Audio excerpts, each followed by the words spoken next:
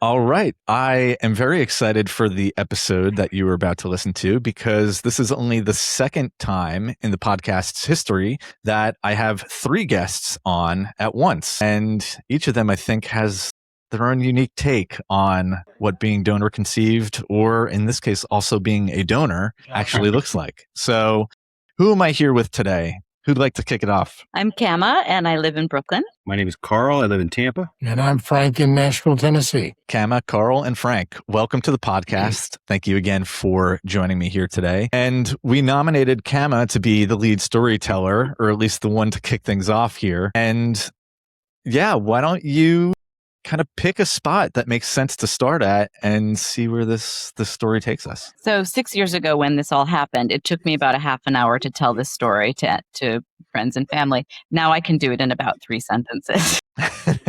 For fun, I took 23andMe a few years later, and nothing looked strange when I first took it. A few years later, Karl popped up and said, "I'm your half brother and I don't know why. Please call me." We spoke on the phone. We were both rather stunned. We didn't know we were donor conceived, but we were half siblings. And when we looked at each other's photos, it was very clear. And we found out our family secrets on the very same day, which was that our fathers had been infertile and our parents had decided to use donor sperm.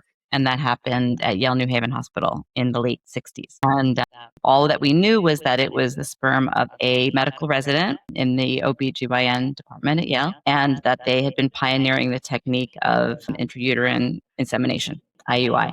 And our parents had been told to not tell us this because it was not good for the child. So Karl and I became quickly very, very, very close within the first, second of speaking. And about 10 weeks later, he was able to track down our donor through a line of second cousins on the site and through various armchair genealogical sleuthing. And he became really, really good at it and wrote to Frank. And a few weeks later, received a letter from him. And since then, we've been developing this really unique and positive relationship, which has a lot of different facets, which I'm sure we'll get into. But yeah, that's the story in a nutshell. That's it in a nutshell. Okay, cool. And Kama, why don't you kind of dig a little deeper for me on what that feeling was like when you first discovered, wait a minute, things are not as they seemed? I think the key word would be destabilizing and weird.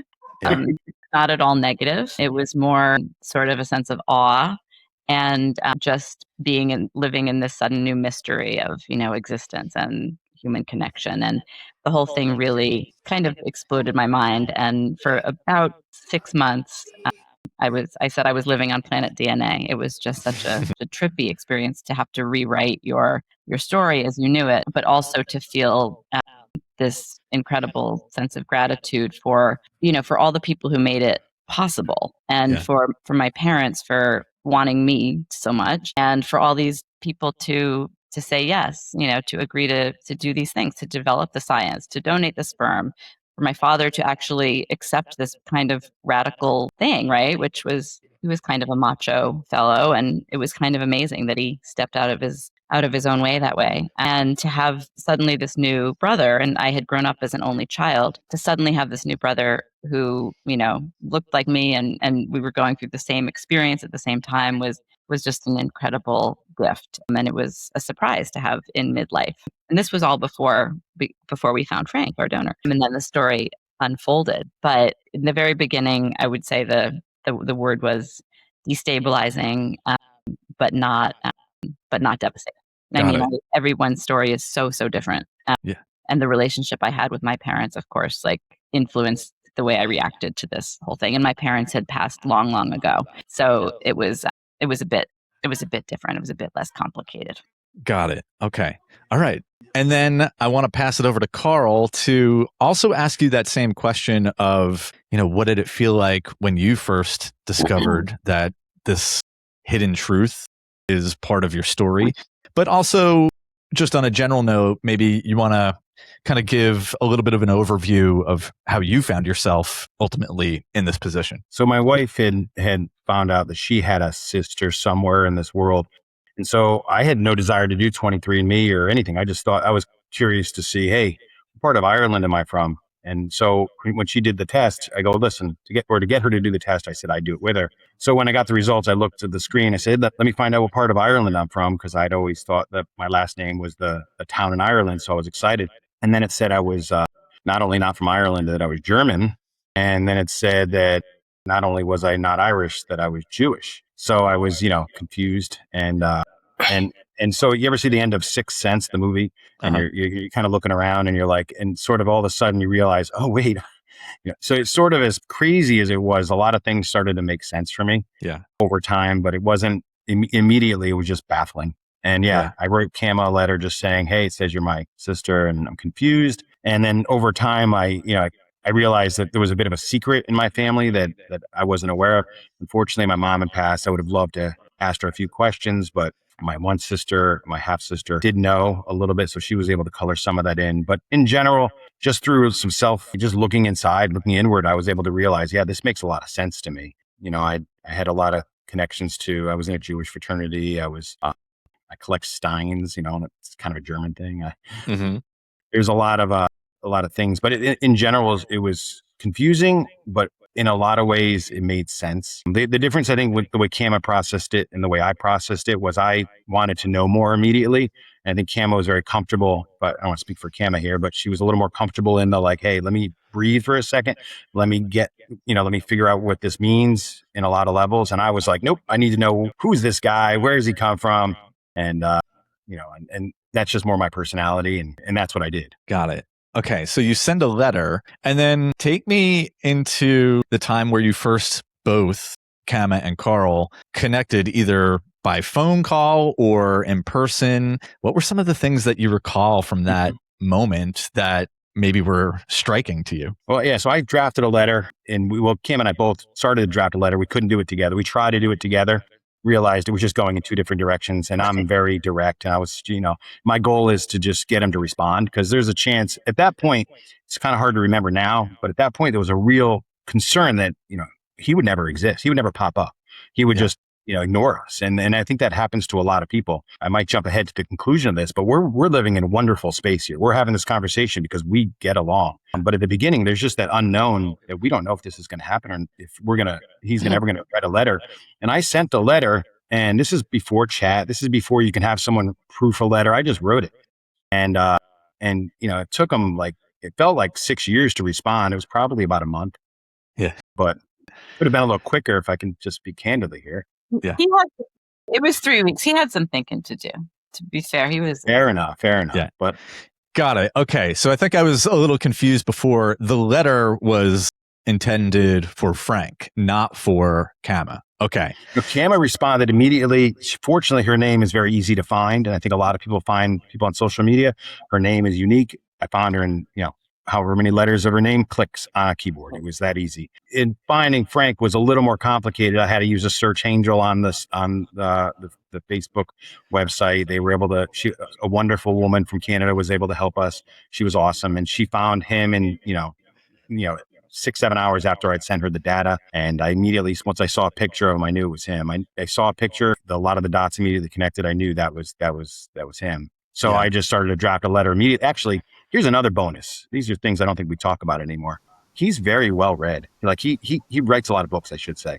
So how many donors are well published to the point where we can read our entire family history before we even meet him? Right. Okay. So lots of information out there for you. And Frank, I know you're waiting patiently over there. I'm going to get to you in 1 minute. I do want to kind of re-ask my original question, which I think probably came off a little confusedly. Kama and Karl, when you two first connected, were there things that you noticed about one another that you were like, ooh, like we have this in common. I've never really seen this in other people in the way that I see it in this new person that's in my life. What were some of those commonalities that you noticed and things about yourself that you could say, hey, like this is DNA I'm looking at here? So much for the first the way we looked, right? I had never seen my face in anyone else's face because I never had a genetic sibling. So that was wild in its own, just to see my face in his face and the details of that, and then just a lot about our personalities and our ways of relating. we're both really extroverted, like our progenitor, and and sensitive and empathic. And in the early days, which were so fraught in so many ways, the way we were communicating with one another, I made a joke in the beginning about.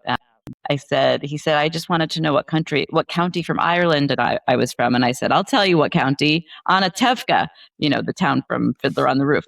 And I was like, God, that was so insensitive. And I wrote him and I said, I hope I didn't offend you. It must be really weird finding out that you're not Irish and that you're Jewish. And he wrote back, wow, we're really similar. Cause like I would, I'm always worried about offending and going over, conversations and thinking that I might have hurt someone's feelings inadvertently. I think we both have, I think the extroversion and the sort of ability to talk to all kinds of people and, relate to everybody in the room and find ways to connect, I think is really, I see it in Frank very strongly. Also my own mother, but those differences were really clear from the very beginning. And it was an incredible gift and incredible experience. Yeah. Karl, anything you would add to those notes there? I mean, yes, we looked a lot alike, and that was weird. At first it was just, it's an odd experience in general, because most of the time, if you meet another brother or sister, perhaps, they're 8, 9 years apart, with us, we're all the same age, more or less. That's another thing about donor conception that people don't get when you're, just finding another sibling. Sometimes it's someone who, was from another marriage. There's other backstories. With us, we're all kind of so similar. So yes, similar looking, very driven the same way. Kind of, what's also odd is you grew up a few towns apart. So there's a lot of it's like we're almost in like a half an hour universes. I grew up in Southern Connecticut. She grew up in, towards the coast, but at the end of the day, the same area. So that's an odd thing as well. Yeah. Have you discussed if there were chances that you actually could have crossed paths earlier on, or is that unlikely? You bring up a great topic about some of the issues here, because there's certainly issues. We're on the fortunate side that I don't think we ever met.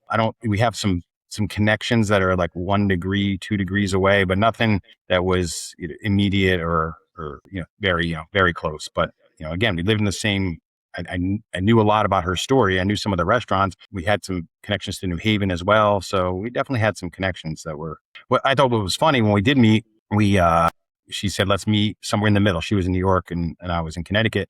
So I said, instead of meeting in New York, or why don't we just meet in the middle, which was a town called Stamford. So she took the train in, I drove over there, and she goes, oh, I know this great Mediterranean place. And I was like, okay, cool. So we go to this Mediterranean restaurant and we're sitting down and I look up and there's, Star David. And I'm like, yeah, Mediterranean. Yep. Thanks for just throwing it at me again. I'm Jewish.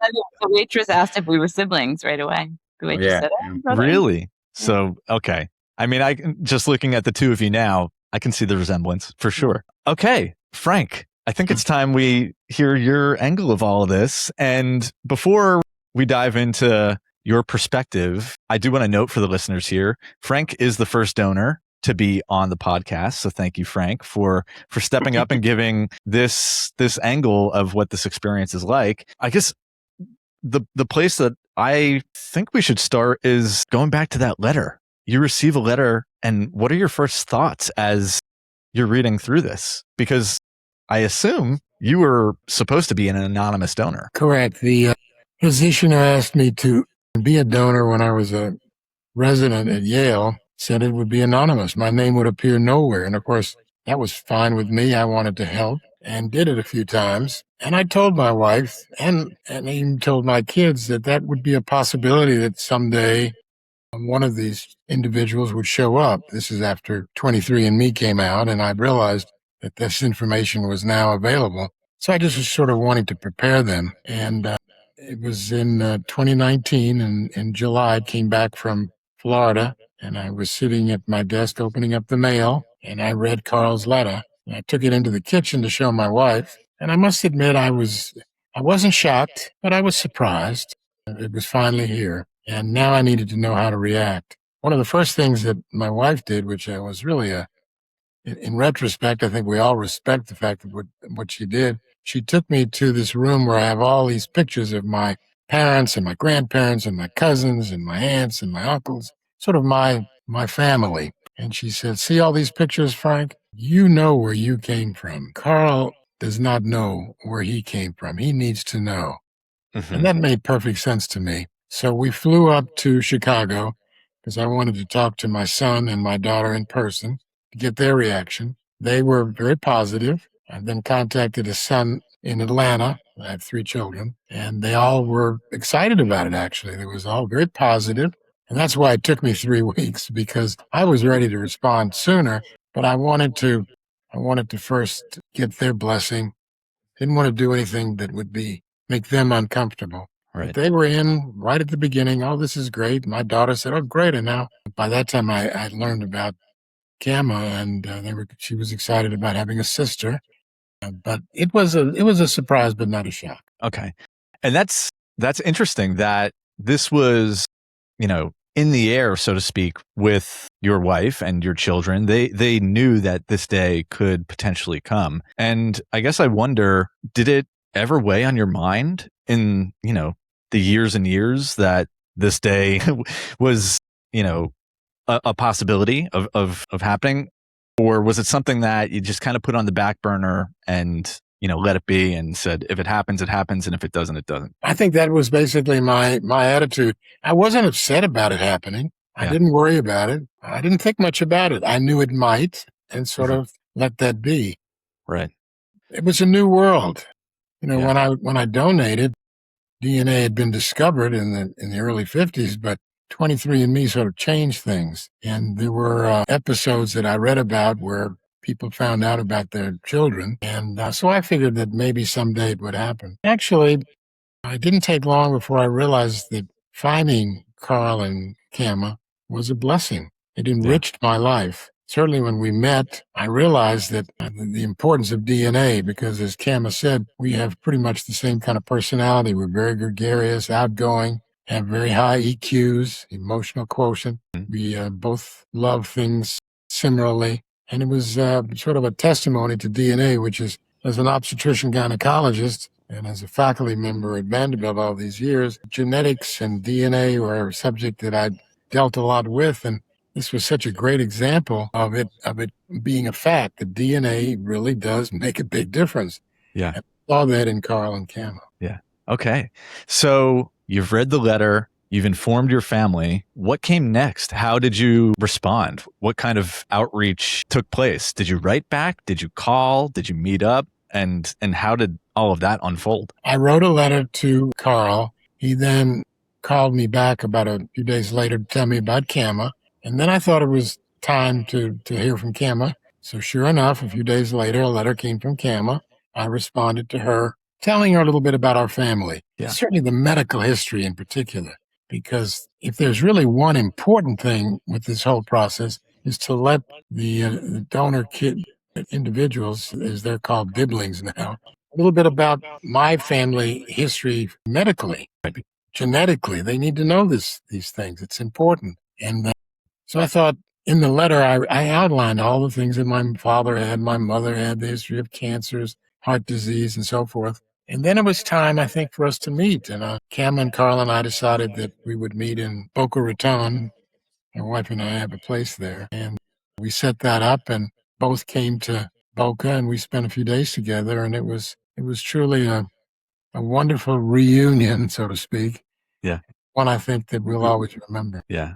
That's great. And Kama and Karl, I forget if this was mentioned already, but when the 3 of you met up, was this the first time that any of you had met up, or did Karl and Kama, did you meet up with each other prior to this? Kama and I had met once or twice, at least once, because we met up at that time for lunch, and then because we had the summer visit in Connecticut too. So yeah, summer, right? Yeah, that's right. We met in September.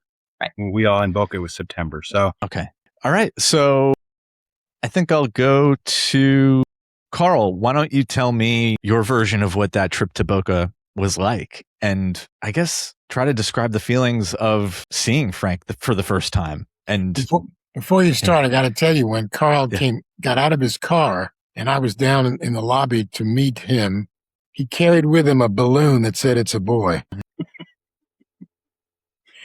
And I said, that's my boy. Yeah. That sense of humor definitely belongs in my family. There's the sense of humor. All right. I like that. which was a risk, because when I said I had one for Kama too, I said it's a girl, and she was like, don't, she was nervous about it. And to be fair, it's what sounds like a great story now, and it sounds like I was 100% sure this would go over well, but at the moment it was a risk. But I said, I got to be true to myself, and I see the humor in everything, and it's part of my gift / curse that in life I can try to pull humor out of a situation, and if you can't find some humor in this situation, you're doing something wrong. So I'm about to go meet my biological father for the first time, who lives a few hours away from me, and and I'm in my 40s. This is just weird. So but to answer your question, what was it like? I was very nervous, and it wasn't like a nervous before I do a speech or nervous before I present to a big group of people. It was just a different kind of feeling, because in my life, I always say that I'm very good at making people feel comfortable, letting them in my ecosystem. It's who I am. I'm actually trying to go into someone else's a little bit, and I really wanted to meet him. It was a feeling I hadn't felt before, because I've never really, if someone didn't like me, I wouldn't really care. I mean, I care, but I wouldn't. This one I did, so I really want him to like me. Yeah. But at the same time, I remember when the search angel asked me, she said, are you sure you want to know? Because sometimes you find out that these people aren't good people. And it didn't even occur to me that was a possibility. I said, what? But then I had to think about it. I'm like, okay, let me process that. Is there a chance that I was conceived from someone who wasn't good? And where I landed was that, the way I feel about myself, he has to be good, and it's certainly a chance I'm willing to take. Yeah. So when I met him, it was very emotional. Definitely a lot of tears, and maybe not in front of him, but before and after. Camo, I think, feels the same way, and I'll let her speak to that, but probably more than you would think. And it's powerful. Yeah. Kama, what was your version of that? Yeah, intense, very intense weekend. Took a lot of cognitive and spiritual bandwidth, right? So it was like the whole thing was very surreal. It was like almost dreamlike. And I actually met Frank because of travel plans. I met him the day before, and then Karl and his family came the next day. So I met Frank one-on-one, and it's very hard to describe. I felt very overwhelmed by the how profound the experience was of standing before me physically in the flesh. And I kept thinking, it's my flesh, it's flesh and blood, he's my flesh and blood, and there he is, and he exists, because until I met him in person, it was just it was just theoretical, and we had spoken, but seeing his physical form and knowing that mine sprung from his, not to be too poetic, was just an incredibly powerful experience, physically and emotionally. But what I remember about the first meeting mostly is that as he stood up to greet me, I walked in the front door, and he stood up and walked toward the door, and he had his arms open. And I mean, I think I'd assumed that we would hug, because he seemed like a very warm and friendly fellow. But we had only spoken a few times really before we had met. And so he had his arms open. And to me, that really symbolizes how the relationship has been, but really who Frank is. He is a person who says yes, and who opens his arms to experiences, to people, to ideas, to mysteries. Many people are listening to this who I'm sure have not had such a positive experience. And I hope that if any donors hear this, they can appreciate this approach that this man took to this whole thing, which was, I think, really in line with who he is as a physician, as a medical ethicist.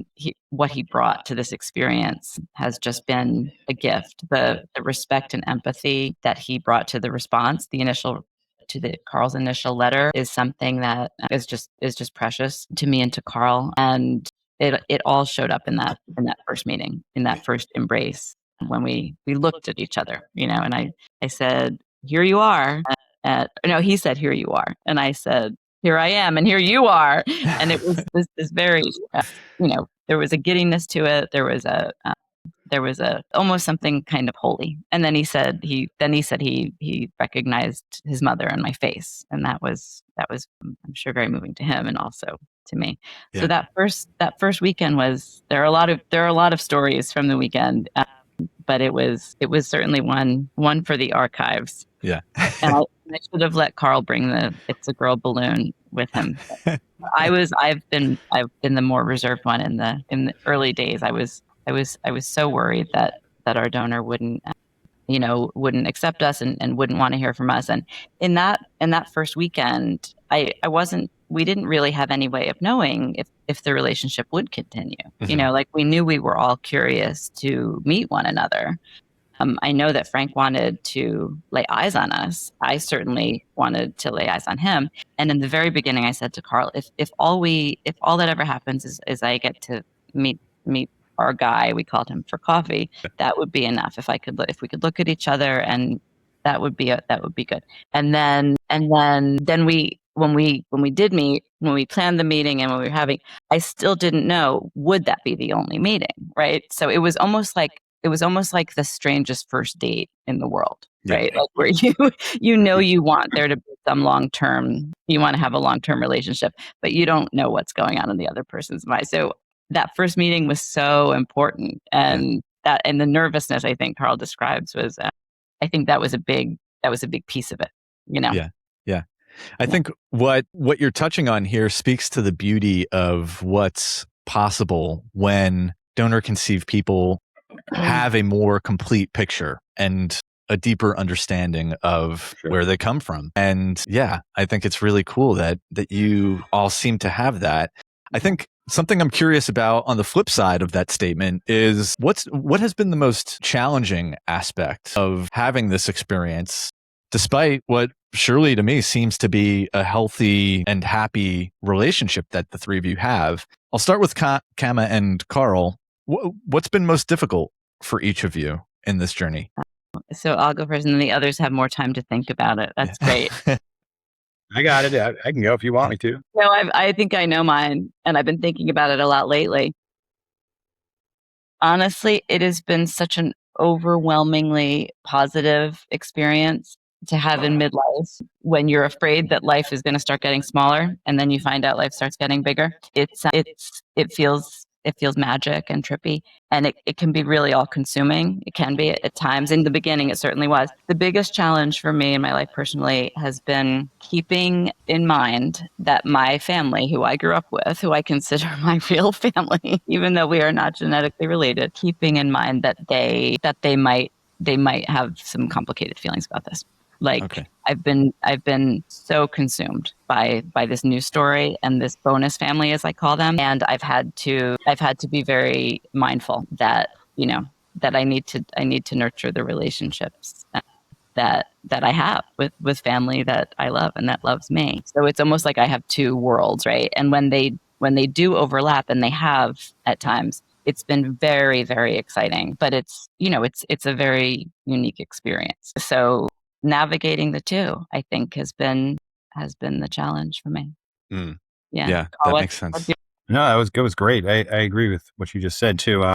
It's tricky. Finding your place is always a challenge in this. And like I said earlier, I think we have it arguably as good as it gets. Frank's been awesome. Like, he's been open. We want to hang out with him. He's been available. I had a couple of moments where I needed someone to talk to, and he filled that role perfectly. So yeah, we have it as good as it gets. And yet there's still an element that, you're still trying to find your place. It's kind of hard to describe. You don't want to overstep, so you want to kind of just be very respectful of where you are. So I guess the hardest thing has been, finding your footing within the ecosystem that we are all in. I'm not just going to run over and be like, here I am and I need this, that just doesn't work like that. First off, I came with, my offer was, I want nothing. I just want to know you. And that's been fulfilled. And now we're in bonus land where we actually, I'm not going to put words in his mouth, but we actually care for each other. And, and it's for me, it's strong. So I guess the hardest thing is finding your way in this new environment. And it's not something that anyone can, there are now people that are doing what you're doing, which is awesome. There were a couple pieces of literature that you could read, but for the most part, you're in uncharted waters. Yeah. And, you share it with some people and they immediately compare it to perhaps adoption. It's not adoption. It's completely different, but it's, I understand why someone says that. So you're kind of alone. I remember my family it was not easy to explain to them, like what Kama said, not because they didn't support me. It was just like, well, what's the big deal? That's a comment you get. Oh, what's the big deal? I'm like, well, actually, it's kind of a huge deal. Yeah. Identity, and I'm sure you touched on this, identity is enormous. So it's not just something I'm just going to dismiss.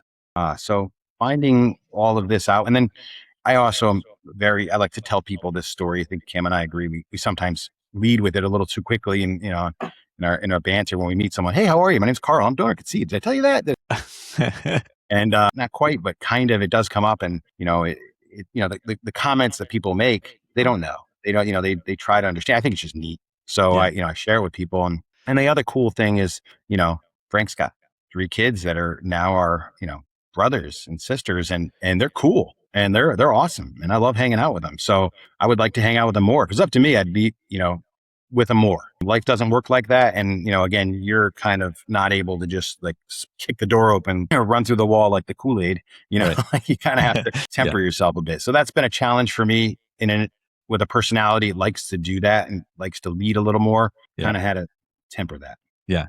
And I think on the note of, almost like leading with this part of our stories, it is difficult sometimes because I've said this in multiple episodes recently that like, unless you've had this experience yourself, it's kind of hard to really understand what this journey is all about. So I just think that highlights the importance of community and how bringing people with this shared experience together, it's as valuable as anything for those of us who are affected by being brought into the world this way. Frank, I do want to shift back to you with, the same question about some of the challenges that may have come up, which I think are definitely going to be unique given your position in all of this. Has there been anything along the way that, I don't want to label it as a hurdle necessarily, but have there been things that have popped up where you're like, this is really complicated and maybe I'm not even sure how to deal with this? No, I've been very lucky. I was thinking there really hasn't been any problems for me. My life is a little complicated in that I've got 3 children, 9 grandchildren. Yeah. Everybody wants to spend time. We travel to see them. They travel to see us. And there are times where I feel like maybe I'd like to spend a little bit more time with Karl and Kama, but life is full and it's difficult. So occasionally I feel a little guilty because I care for these 2 individuals. There's an actual feeling, when your child is delivered and you hold this newborn baby in your arms, it's instant love. It's like instant pudding. It just happens right away. There's not a second in between. Mm-hmm. In this particular case, love doesn't just come automatically and quickly. It takes time. And, I think we're achieving that. I have feelings. They have feelings. I have feelings. And so sometimes I'd like to maybe spend a little bit more time with them. But because my life is so full and I'm doing so many different things, it becomes difficult. If there is a difficulty, for me, that might be part of it. Yeah. The presence of these 2 individuals is such a blessing for me. I mean, they're accomplished individuals. Karl owns a major financial company. Kama's an Emmy Award-winning writer for Sesame Street. They both have great personalities, the gab. They're just wonderful human beings. So it's, like I said before, it has clearly enriched my life. And now I also know that I'll have more people at my funeral. So that's nice too. When you're 86 years old, you start thinking about things like that. That's the other challenge. That's the other negative, I should say, is that we didn't meet sooner. Like we did lose a lot of time, but at the same time, it does feel like it happened at the right time for all of us in our lives. Frank had just retired. His life, he had a lot more leisure time, although Karl had a new baby, so it might not have been the best time for him, but it happening as adults. And what Frank said, about us having full lives, like everything really is sort of an embarrassment of riches, right? Like it's a good problem to have. Like for me to have a family of origin that, that I love so much. I have such an extended family, to feel like I'm juggling that. That's a blessing. That's that's a wonderful problem to have, Yeah. And Frank's, what Frank described is, he is the busiest 86-year-old I know. Is so rich with friends and family, and everybody wants a piece of him, of course. And so it's a blessing. The problems are blessings. Yeah. And I think with late discovery, especially, a lot of us have that feeling of FOMO, like that that missing out element that is part of our stories. And I want to ask you, Frank, with the idea of other anonymous donors out there who have not made themselves available to contact with the people they've helped bring into the world, what does FOMO look like from the donor's end? And what kind of message would you put out there to donors who are not choosing to at least attempt to make bonds with the people they've helped create? Well, I think there's an element of clearly missing out, and I've told one particular individual actually who decided not to get involved that I thought that he was missing out. That there is something very positive that somebody can benefit from this, and just I would tell them my story and that I benefited tremendously, in my opinion, so that I would encourage them to at least explore, to find out what an honor to pass on your DNA to another human being. To me, it's not just spiritual, it's an honor to share something so personal in the process of evolution. So I'm so proud of Karl and Kama and what they've been able to achieve and who they are.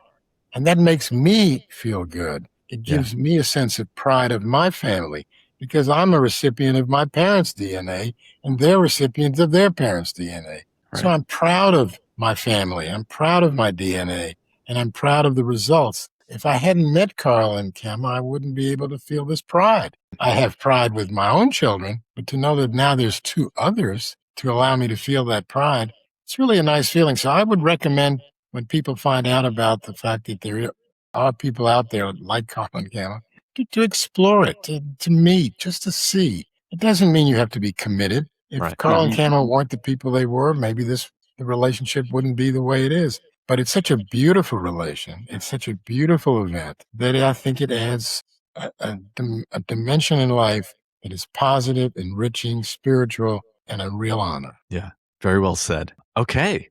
Are there any other parts of the story that maybe we glossed over accidentally that are worth noting here before we get to final thoughts? So many. The story is like a kaleidoscope. There's so many pieces of it, and I try to keep notes. And one day I'd like to really fully tell this story. And there's so very much in the little details, the big picture. I wouldn't know where to start. It messes with you spiritually. There's a lot to unpack here. Like I've said, we have it as good as it gets. And I would want to echo what Frank just said about other people who've decided not to. I have some choice words I could say off camera if you want to those people, because I really think they're making a mistake. And, it's not our fault that we're in this situation. And yet, I think someone said it once, we signed a contract that we didn't really want to sign. So like by not going over and just saying hello, hey, here's who I am. I mean, medical history is the minimum. I mean, getting a cup of coffee be like, I think a given. I think you should do that just so someone could, just get to know the person a little bit. You don't have to do any more than that.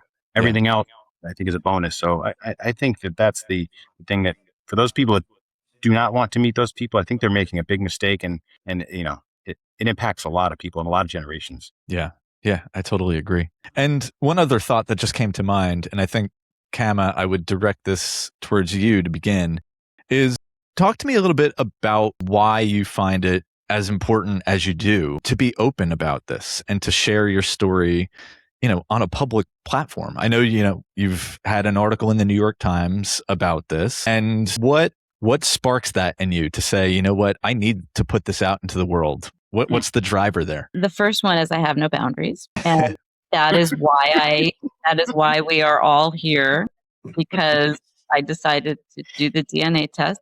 I decided to answer Karl's email. I decided to totally open myself up to all these relationships, right? Without reservation. So the not having boundaries is one thing.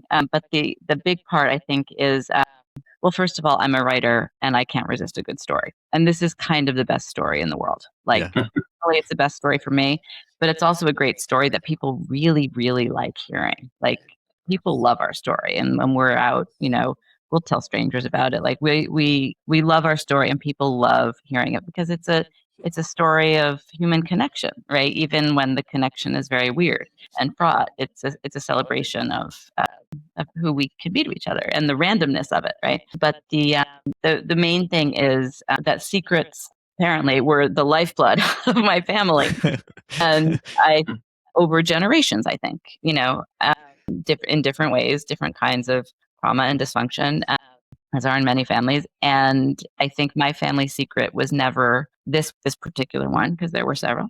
It was never necessary to keep. And the culture of secret keeping in my family, I saw with my story, I saw this was the moment to break that chain. Like Yeah. that this culture, this secrecy could end with me. And I don't think secrets are are good. I don't think it's a good way to live. And I like going out there telling my family secret, and I also I like it when when it reaches other people and it helps them. Like after the Modern Love piece that I had, there were comments that said, like, from donor conceived people whose donors had read the piece and then responded positively. Yeah. So it was encouraging donor. So I like to just turn the lights on, and have the secrets out in the open, and break the chain. Yeah, I love that. Karl, Frank, anything else you'd add to that? I just have nothing but gratitude about this. I think that when I went online initially to find the community you mentioned, I was surprised a little that there was so much anger almost. I got it. I understood it, because certainly, there's the element of you were lied to, et cetera. But I just didn't land there. Never did. And, I immediately had just gratitude for every level. Like I was grateful for my parents who went and had me and, went down and, put down a $20 bill or $50 bill to do whatever they did. I don't even understand it. It's weird, but they did it. I'm so pumped that they did it. I'm so happy that my father was willing to do something like that. And, maybe that might be a check to manhood back in those days. I was happy for my mother that wanted to have a baby bad enough. I was happy that, that Frank went over and did what he did. I was happy that he answered the letter. I can go on. And then I was happy that, his kids were cool with me. It's just been nothing but gratitude. Yeah. Now I'm happy that I can kind of look in the mirror and see who I think I should be seeing when I look in the mirror. That might have been a different person than it was prior. But, I just didn't land in the, I was lied to and I'll never forgive the world space. And I may be being a bit drastic, and I apologize.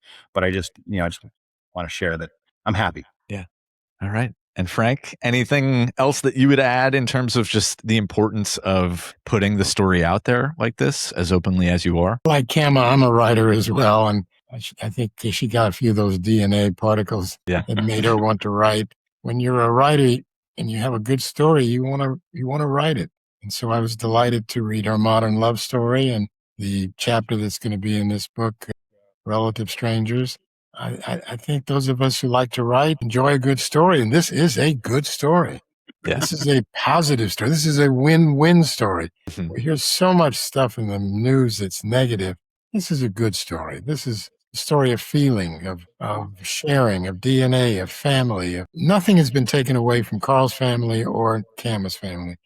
There's only additions, no subtractions. Yes. So I think it's a good story, and like Karl, I appreciate you taking us on and putting it out there. It needs to be said. People need to hear good stories like this, and this is clearly one of them. Yeah, I totally agree. All right. I'll give you guys one last chance to give any final thoughts to anyone who's listening to this, or a message that maybe you have to the donor conceived community at large. And I think Kama and Karl, you'll probably direct your thoughts to donor conceived people. Frank, I would encourage you to think of something that is directed towards the donors, because I don't think we get a lot of that perspective. Kama, you want to kick it off? I think Karl and I have struggled with this. When this first happened, we joined a Facebook group, and we were really at the beginning of our journey. And it was really great to know that there was such a thing as a donor conceived community, and that there were lots of other people who were going through this, and it became clear that we were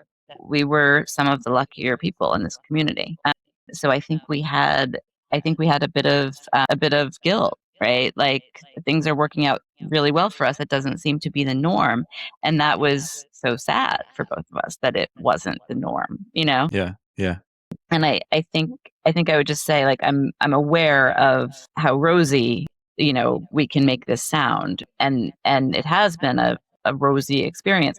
But stories get told, I mean, stories get written, stories unfold all kinds of ways. And I think being donor conceived means that your story you never really know how your story is going to unfold, right? So, like, if things aren't going well, it doesn't mean that a new half sibling won't pop up next week and start a whole new chapter in the story, Yeah. right? Or that somebody won't change their mind, right? That a donor won't change their mind and do something different. Yeah. Like, I think this story has just kind of opened my eyes to the great mystery of everything, and how life unfolds, and in ways that you can't imagine. And so, for anyone having a negative experience, I would